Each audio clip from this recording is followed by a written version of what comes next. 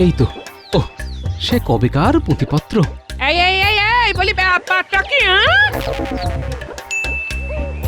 সব কাজ কর্ম শিখে তুলে তুমি ওইসব পুঁথিপত্র নিয়ে বসে পড়লে? বসে কি আর এমনি পড়লাম গিন্নি, এইসব পুঁথিপত্র নিয়ে এককালে কত চর্চা করেছি। তাই তুমি এখানে বসে বসে মোর্চে ছড়ানোর চেষ্টা করছো? মানে ওই আর কি, একটু ঝালাই করে নিচ্ছি। তাতে আমার কোন উপকারটা হবে শুনি? সংসার চালানোর জন্য বিদ্যেও দরকার, অর্থও দরকার। যাক, এই কথাটা তাহলে মাথায় আছে। আছে তো, আর আছে বলেই এখন বুঝতে পারছি জীবনে শুধু অর্থ উপার্জনই সব নয় গিন্নি, মানুষের মতো মানুষ হওয়া দরকার। আচ্ছা, এই বুড়ো বয়সে কি তোমার ভীমরতি ধরেছে?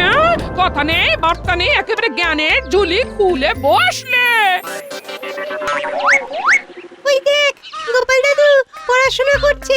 নিজে পড়ছে আর দিদাকেও পড়াচ্ছে মনে হচ্ছে। আমরাই বা বাদ যাই কেন? ঠিক বলেছিস, এমনিতেও পণ্ডিত মশাই 1 সপ্তাহের ছুটি দিয়েছে।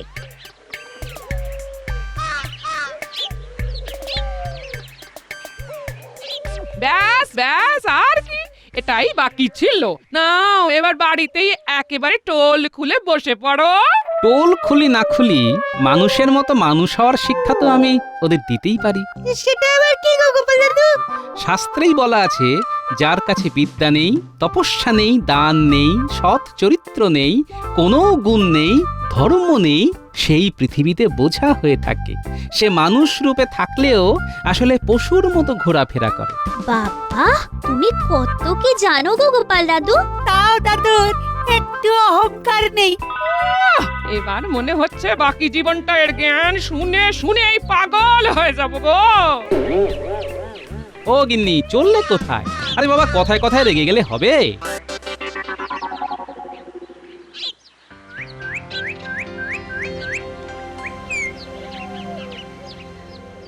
কি হয়েছে মহারাজ?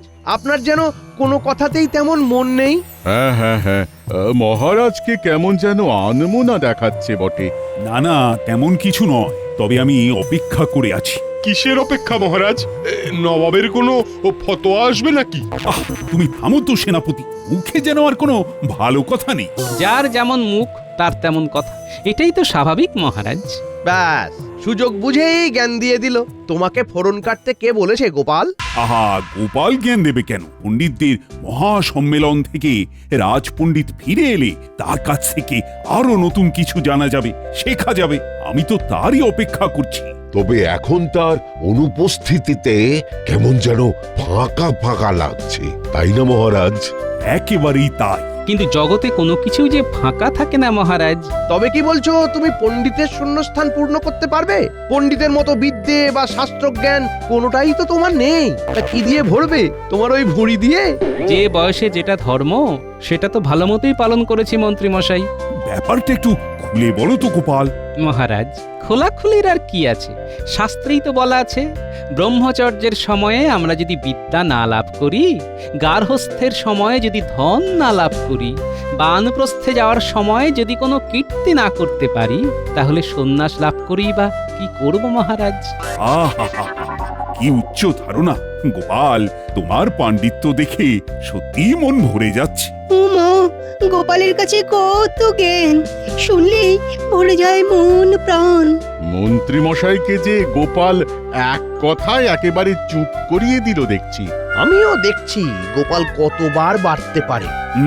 কথা না বলে বরং গোপালের কাছ থেকে কিছু শিখে নাও মন্ত্রী। শেখার কি আর কোনো বয়স আছে মন্ত্রী মশাই? তাই যতদিন বাঁচি ততদিন শিখে যাই।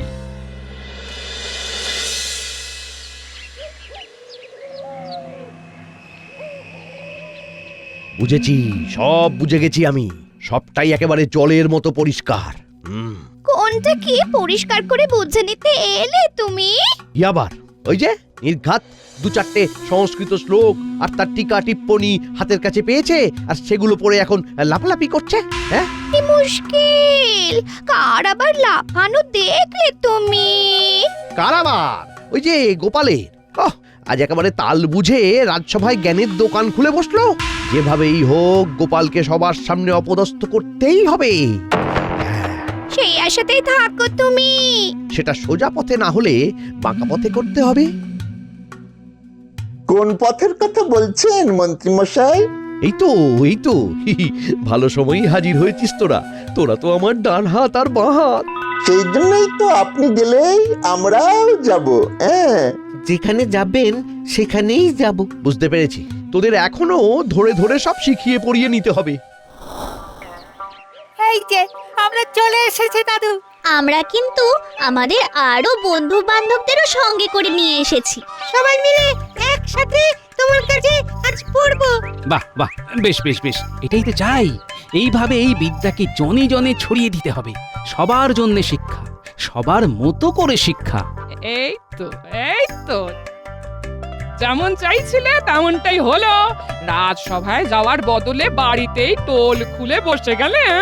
তাই যদি হয় তবে মন্দটা কি? তোমার আর মন্দ কি গো? তোমাকে তো সবাই ভান্না বলে গুরু গোপাল বলবে গো। হ্যাঁ, গুরু হওয়া কি আর অত সহজ কাজ গিন্নি? তবে শেখাতেই যদি হয় তবে আমি বাচ্চাদের পড়াশোনার আগে ভালো আচার ব্যবহার শেখাবো। আমরা শিখবো গোপাল দাদু। হ্যাঁ হ্যাঁ, শিখতে তো হবেই। কারণ কথাতেই আছে, বিদেশে জ্ঞানই ধন দৌলত, কঠিন সময়ে বুদ্ধিই ধন। পরলোকে ধন হলো ধর্ম, আর সৎ চরিত্র সর্বত্রই মানুষের সম্পদ। তোমার এই কথায় কথায় বাণী আওড়ানাতে আমি অতিষ্ঠ হয়ে যাচ্ছি। কোন গুরুর যেমন শিষ্য কে জানে? সবই আমার কপাল, কপাল গো কপাল। আর আমি গোপাল। তোরা যখন আমাকে ছাড়া নড়বিও না চড়বিও না, তখন আয় আয় আমার সঙ্গে সঙ্গেই আয়। এই তো আসছি আর আশেপাশে দেখছি। আমিও তো কাকে যেন আসতে দেখছি। তাই তো আমাদের দিকে এগিয়ে আসছে দেখছি।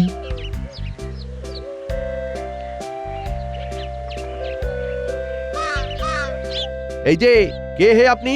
হ্যাঁ, আপনাকে কেমন যেন এলাকায় আনকোড়া আনকোড়া দেখাচ্ছে। আমি হলুম গিয়ে গরিব ব্রাহ্মণ। লোকের দান ধ্যানই চলে আমার। এই কাজের সন্ধানে এই রাজ্যে এসেছি। তাহলে আপনি একেবারে ঠিক লোকের সামনে এসে পড়েছেন। হ্যাঁ, কারণ ইনি স্বয়ং রাজ্যের মন্ত্রী। কিছু একটা ব্যবস্থা করলে ইনিই করবেন। তবে মহাশয়, কোন রকমে মহারাজের দর্শন করিয়ে দিন, যাতে আমার এই দরিদ্র অবস্থা ঘুচে যায়। এই তাহলে একটা পরিকল্পনা করে ফেলাই যায়। ভেবে ফেলেছি মহারাজের সাথে দেখা করিয়ে দেওয়া যাবে। তাহলে আমাকে কি করতে হবে? কাল সকালে যেন দেখি যে আপনি এখানেই দাঁড়িয়ে আছেন। তারপর কি করতে হবে সব বলে দেবো। ওই দেখ, মন্ত্রী মশাই আবার কাকে একজনকে দাঁড় করিয়ে কিসব বোঝাচ্ছেন। আবার কিছু গোলমেলে কাণ্ড কারখানা হয় কিনা কে জানে।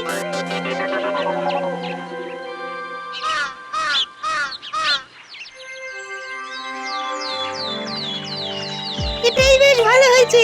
দল বেঁধে হই হই করে গোপাল দাদুর কাছে পড়তে যাচ্ছি। কিন্তু যেতে যেতে এটা কি দেখছি? তাই তো রে, কালকে সে ব্রাহ্মণ তো এখনো এখানেই দাঁড়িয়ে আছেন।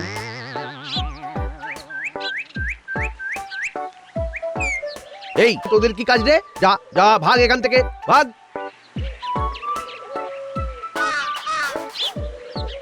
দেখুন মন্ত্রী মশাই, আপনি আমাকে যে জায়গাতে দাঁড়াতে বলেছিলেন ওই জায়গাতেই দাঁড়িয়ে আছি।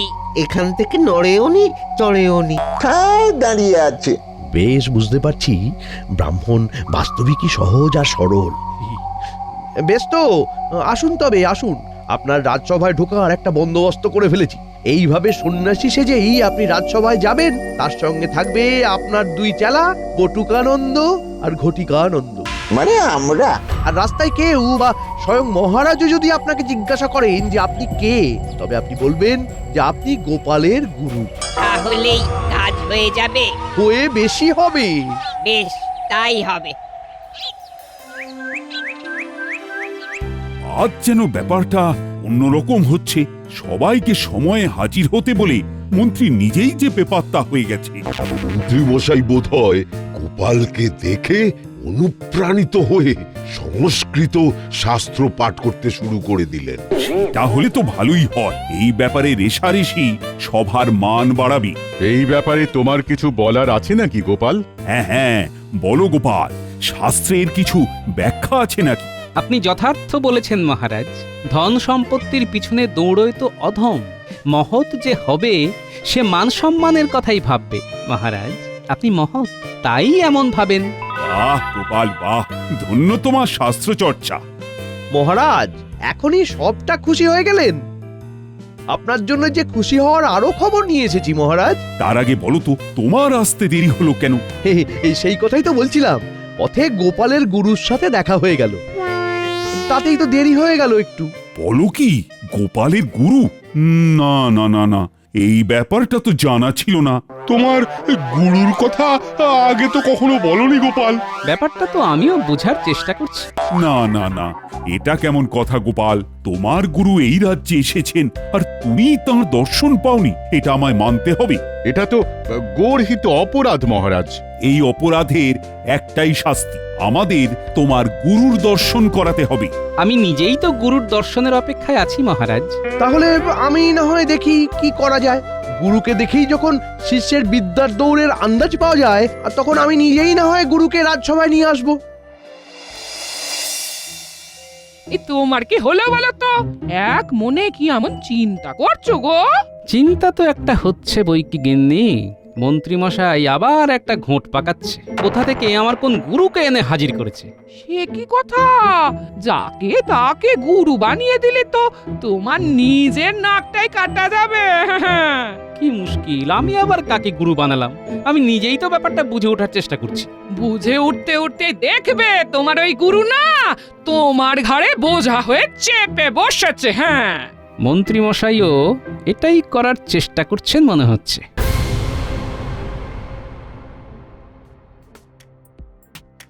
ওর দাদু, তুমি এখানে, ওদিকে একজন তো নিজেকে তোমার গুরু বলে ঘুরে বেড়াচ্ছে।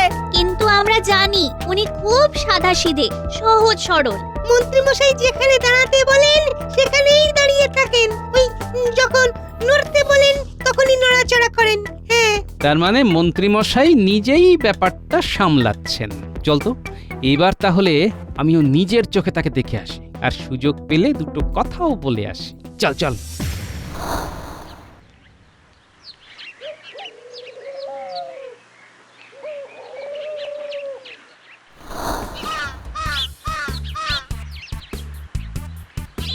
ওই দেখ, ওই যে উনি আসছেন। দেখেই মন ভরে যাচ্ছে গো। ওই শিষ্যদের নিয়ে গোপাল দাদার গুরু যাচ্ছেন। এই চলো না, ওই ছুটে গিয়ে ওই দুটো কথা বলে আসি। হ্যাঁ, দুজন তো শিষ্য আছে দেখছি রে, ওর আশেপাশে কি ঘেঁষতে পারবি? দেখেছো দাদু? দেখে চিনতে পারলে? আরে আমার যে কেউ গুরু আছে সেটাই তো মনে করতে পারছি না। চেনা তো দূরের কথা। তুমি না চিনলে কি হবে? লোকজন তো ঠিক চিনে গেছে। বুঝতে পারছি ব্যাপারটা মানুষজন ভালো মতোই খেয়েছে। শিষ্য দুজনকে দেখেও তো চেনা চেনা লাগছে। চলো না দাদু, সামনে গিয়ে কথা বলি তাহলে। না না, এখন একটু অপেক্ষা করতে হবে। সুযোগ বুঝলেই ওকে একা পাকড়াও করতে হবে। বলতে না বলতেই সুযোগ হয়ে গেছে মনে হচ্ছে। ওকে বসিয়ে রেখে ওর শিষ্যরা সব ছড়ে পড়ছে দেখছি। হ্যাঁ হ্যাঁ, চল, এটাই সুযোগ। প্রণাম ব্রাহ্মণ, আশা করি আমাকে চিনতে পারছেন। কই না তো, কে আপনি? সে কি কথা, আপনি যার গুরু তাকেই চিনতে পারছেন না? আর মানে আপনি গোপাল? এ হে হে হে হে, কি লজ্জার ব্যাপার, কি লজ্জার ব্যাপার।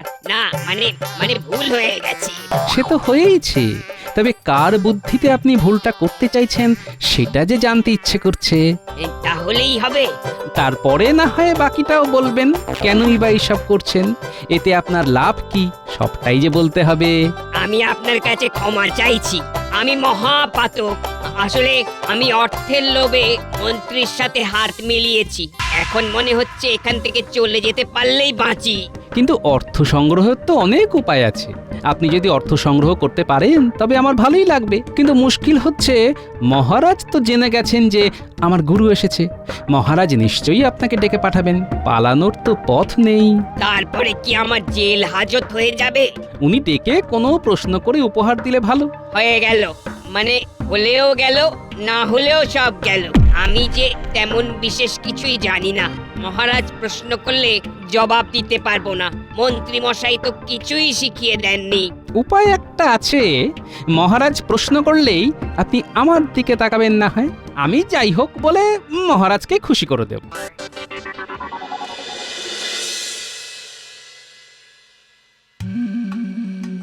আপনাকে খুশি করার জন্য যেমন যা করার সব করেছি মন্ত্রী মশাই। ব্রাহ্মণকে গোপালের গুরু সাজিয়ে ঘুরিয়েও দিয়েছি এক পাক। তাই বলে তাকে একা বসিয়ে রেখে চলে আসতে হবে? আরে ওকে একা পেয়ে কেউ যদি আবার ওর মগজ ধোলাই করে তবে তো সবটাই কেঁচিয়ে যাবে।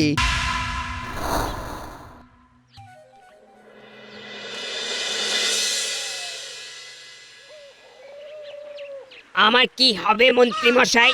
তৈরি হয়ে নিতে হবে, মহারাজের সঙ্গে দেখা করার সময় হয়ে গেছে যে। বেশ বুঝতে পারছি। আগের জন এসে ঠিক কথাই বলেছিল। এরা আমাকে বেশ ভালোই পাকড়াও করেছে। এখন বাঁচালে উনিই বাঁচাতে পারেন। শুনুন, মহারাজের কাছে গিয়ে শুধু বলবেন যে আপনি গোপালের গুরু। তবে গোপাল নিতান্তই অপদার্থ। গুরু হিসেবে আপনি যাও বা কিছু জানেন, গোপাল তাও জানে না।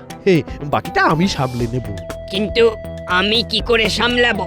আমি যে কিছুই জানি না। যদি মহারাজ আমাকে কিছু প্রশ্ন করেন তবে যে মহারাজের কাছে ধরা পড়ে যাব। যদির কথা নদীতে, আমি তো এখানেই আপনার চাকরির ব্যবস্থা করে দেব। তারপর থেকে মহারাজ খুশি হয়ে আপনাকে যা দেবে তার কিছুটা ভাগ আমার হবে। এইভাবেই চলবে। না না, এর পাল্লায় পড়লে মনে হচ্ছে বিপদের শেষ থাকবে না। কি করে যে উদ্ধার পাবো? কাল সকালেই তাহলে মহারাজের সাথে দেখা হবে, কেমন?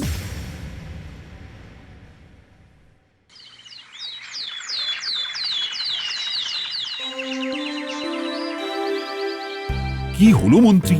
তুমি যে বললে গোপালের গুরুর সাথে সাক্ষাৎ করাবে, ব্যাপারটা কি বেমালুম চেপে গেলে নাকি?